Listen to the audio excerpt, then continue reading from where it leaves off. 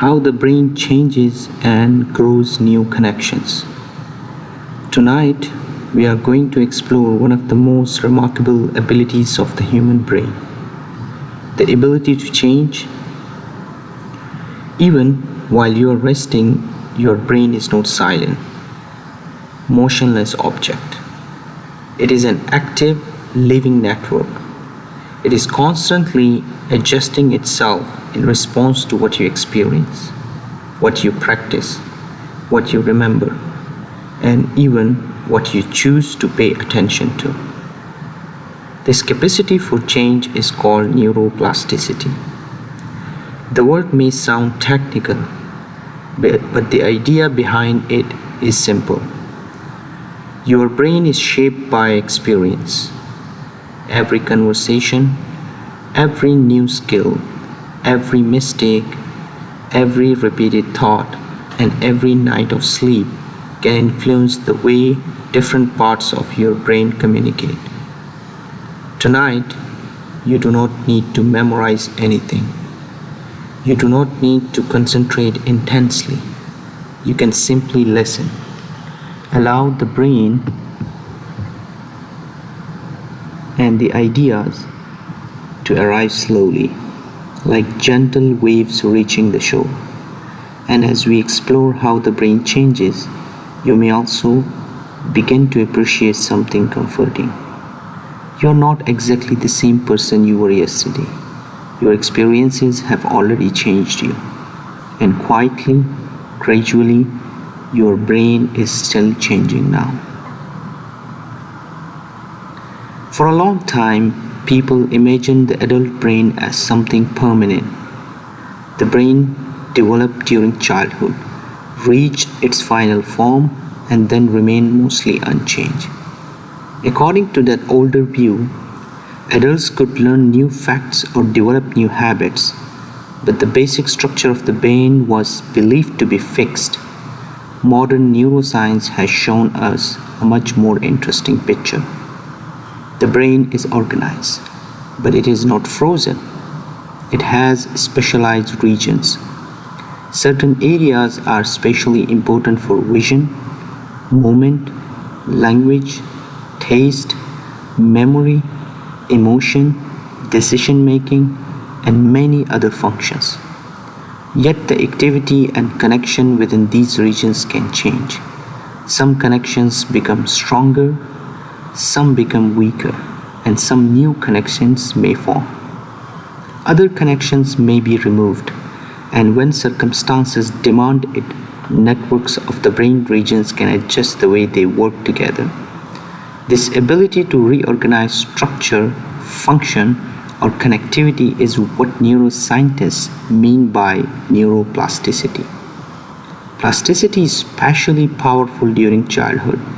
A developing brain is building an enormous number of connections while learning how to understand language, recognize faces, control the body, interact with other people, and interpret the surrounding world. But the plasticity does not disappear when childhood ends.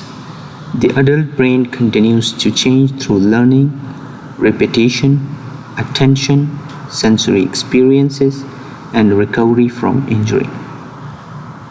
The changes may be slower or more constrained than those occurring in early development, but the adult brain remains capable of meaningful adaptation. Researchers have even observed differences in brain structure associated with extensive experiences. For example, studies comparing London taxi drivers with bus drivers found differences in regions of the hippocampus, an area deeply involved in navigation and memory. Taxi drivers must learn an exceptionally complex map of streets, routes, landmarks, and possible destinations. Their years of navigation experience were associated with measurable differences in hippocampal gray matter.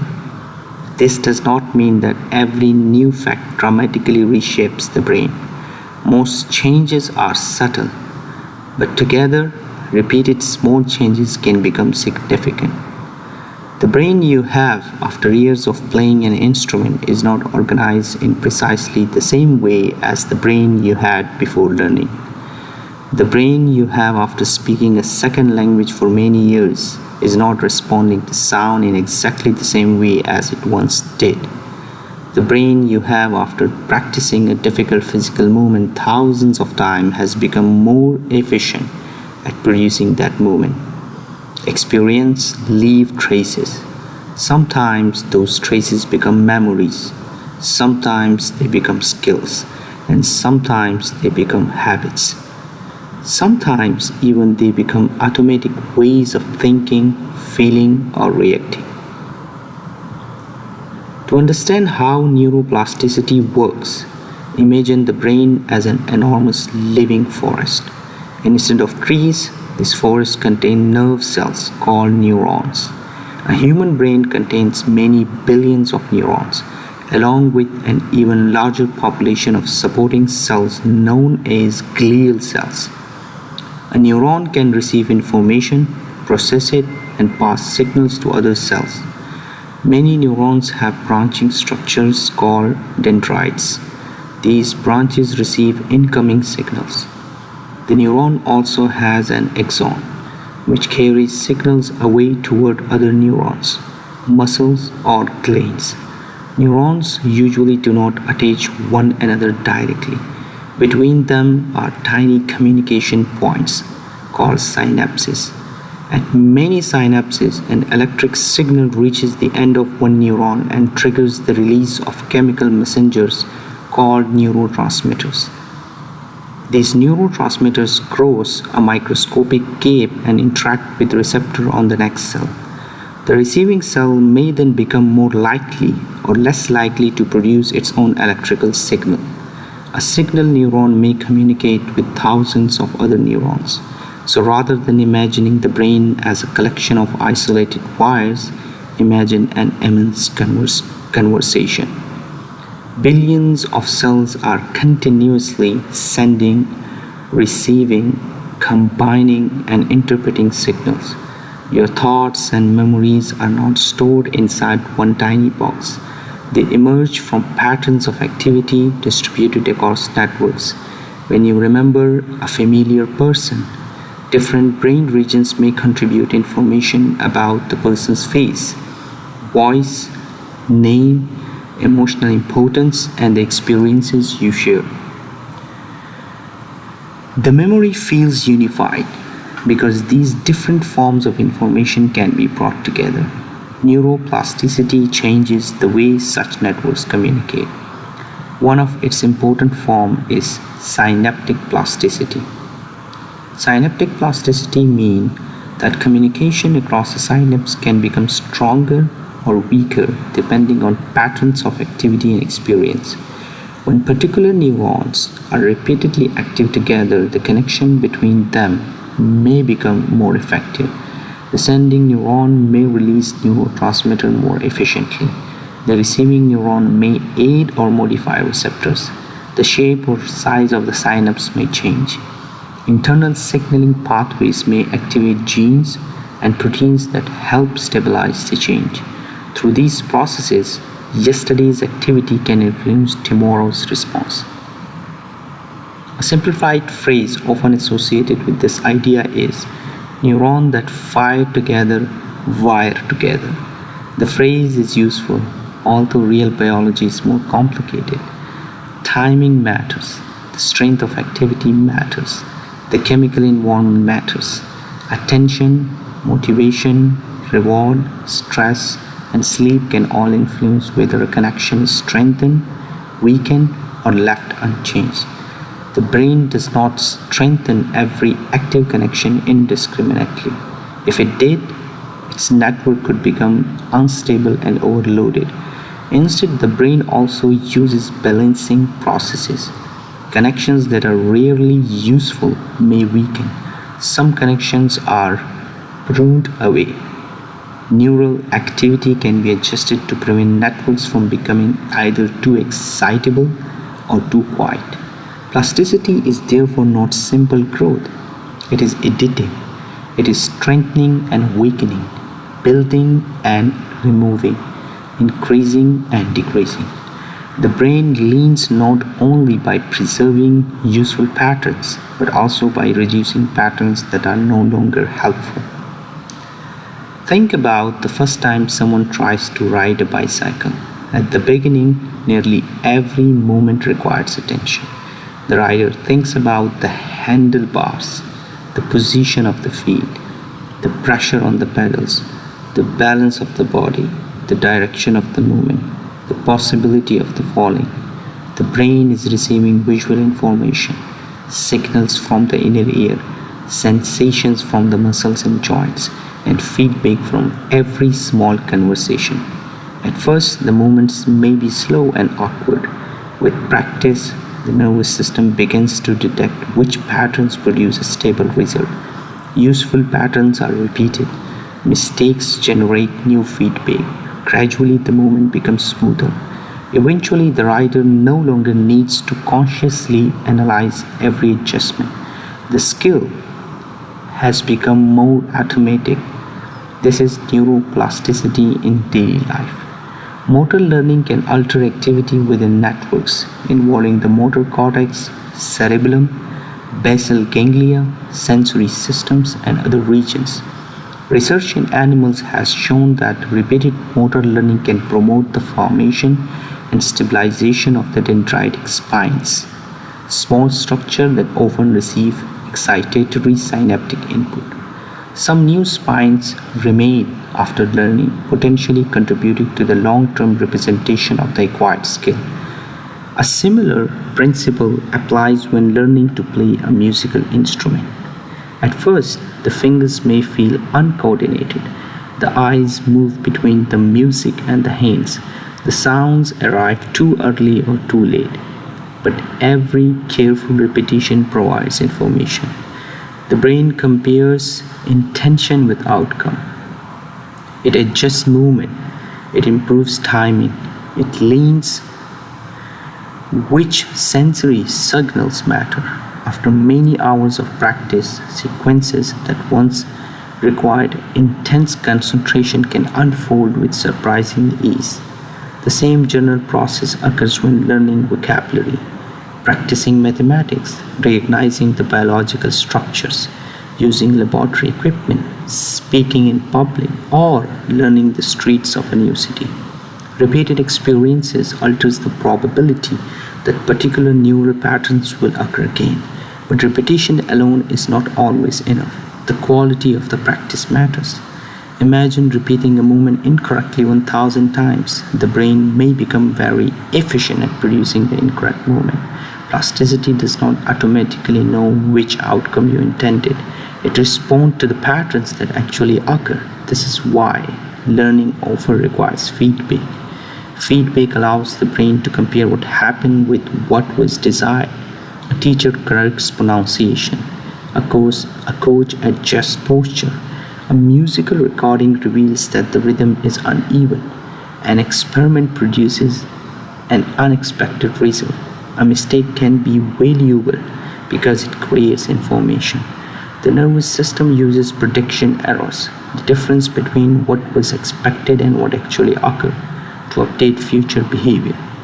This is one reason that a small, manageable challenge can support learning better than endless, comfortable repetition. What a task is too easy, little adjustment may be required. When a task is impossibly difficult, the learner may become overwhelmed and unable to detect useful patterns. Effective learning often exists somewhat between the extremes, difficult enough to require adaptation, but clear enough that progress is possible. At any moment, your senses are receiving more information than you can consciously examine. You may hear distant traffic, feel the weight of a blanket, notice the temperature of the room, sense the position of your hands, detect the rhythm of your breathing. Yet most of this information remains in the background. Attention helps the brain decide which signals deserve greater processing.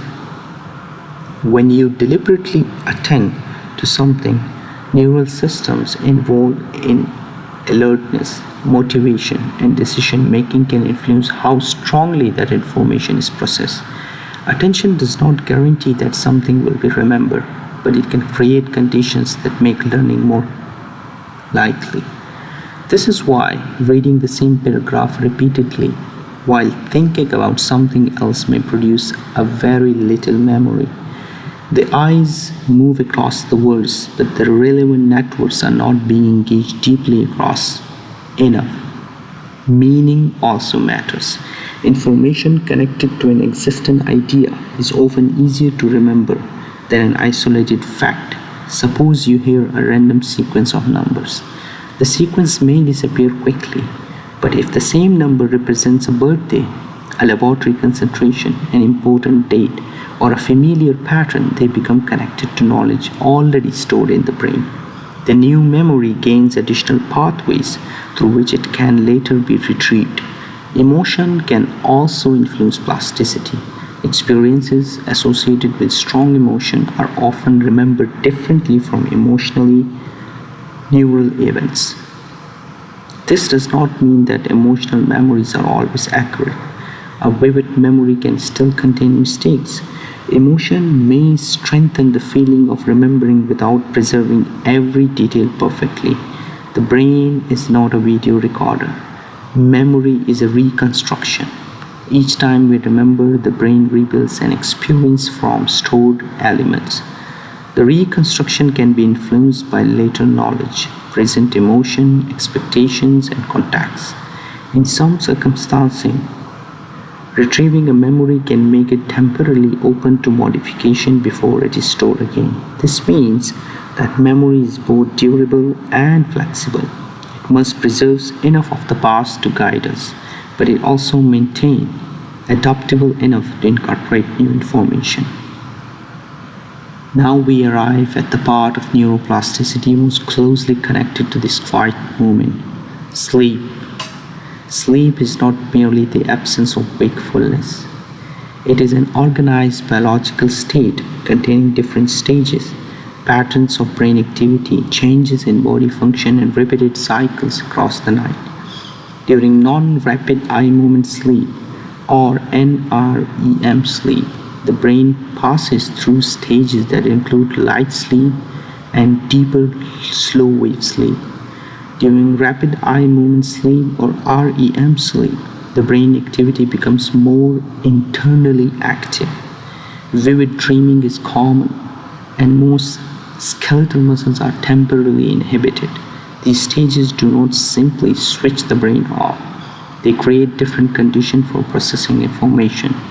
During wakefulness, the brain is constantly receiving new input. It must respond to sights, sound, movement, decision, conversation, danger, and goals.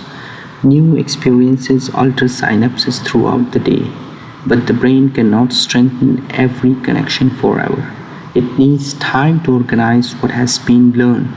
During sleep, recently activated neural patterns can be reactivated. In research on memory, this is sometimes described as replay. Patterns associated with a recent experience appear again during sleep, although often in compressed, reorganized, or transformed forms.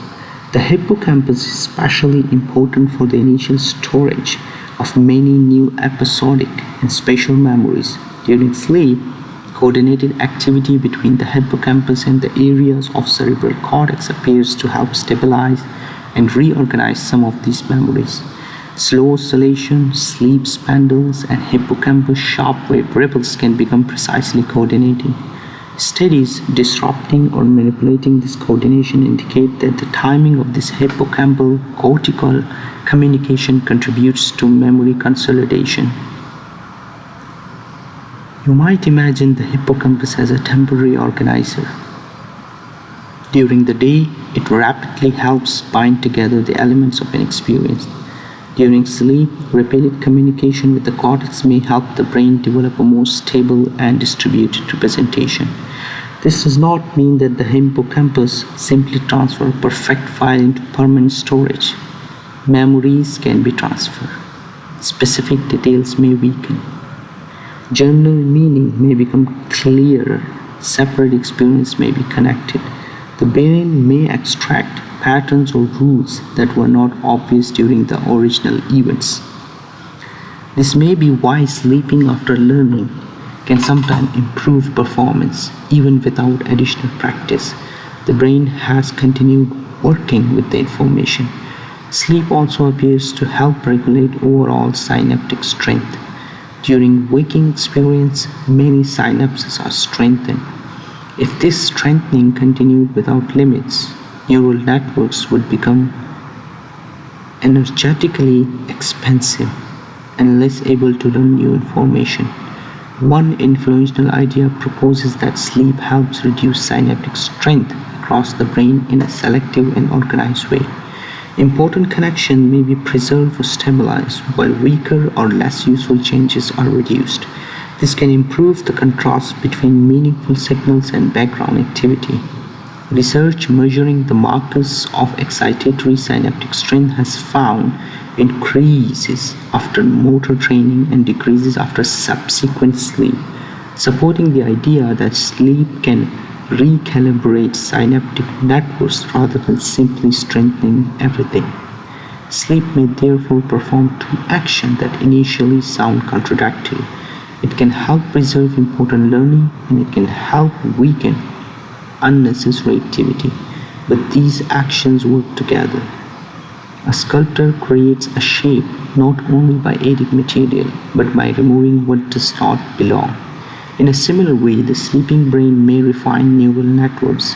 Some connections are protected, some are adjusted, some are weakened, and some newly formed connection may become more stable. Animal research suggests that the NREM and REM sleep may contribute differently to the formation, strengthening, and elimination of dendritic spines, although the exact mechanism vary across brain regions and forms of learning. This is one reason sleep is so closely connected to learning. Sleep does not replace practice. You cannot place a textbook under your pillow and observe its contents overnight. The brain needs meaningful waking experience to work with. But once that experience has occurred, sleep can help organize its effect. Learning and sleep are partners. Wakefulness gathers, sleep sorts. Wakefulness explores, sleep integrates. Wakefulness creates new patterns. Sleep helps decide which patterns will remain.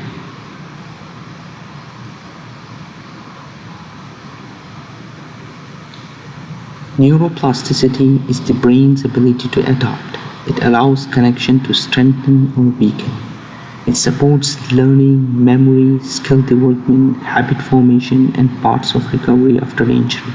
It does not mean that the brain is infinitely changeable, but it does not promise instant transformation.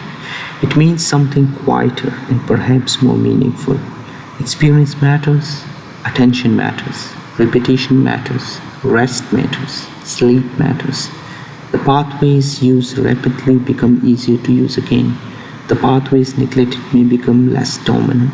And across days, months, and years, these small adjustments contribute to the person you are becoming. You are not made only from what happened to you. You are also shaped by what you practice, what you revisit, what you allow yourself to release, and what you choose to begin again. Tonight, there is nothing more you need to accomplish. Your brain has spent the day receiving, predicting, adjusting, and learning. Now it can move into a different kind of activity, the activity of sleep, the quiet work of sorting, the gentle recalibration of countless connections, the gradual integration of experience. Allow your breathing to continue naturally.